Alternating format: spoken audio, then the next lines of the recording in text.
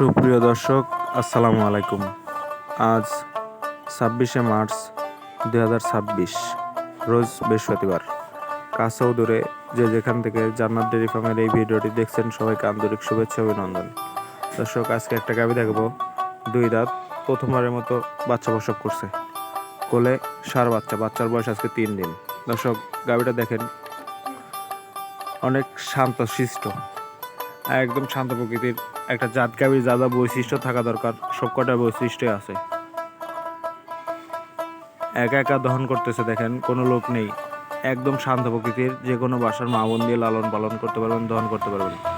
দর্শক, গাভীটার সকালে এক টানে দুধ আসছে আপনার 12-13, আর বিকালে 6-7।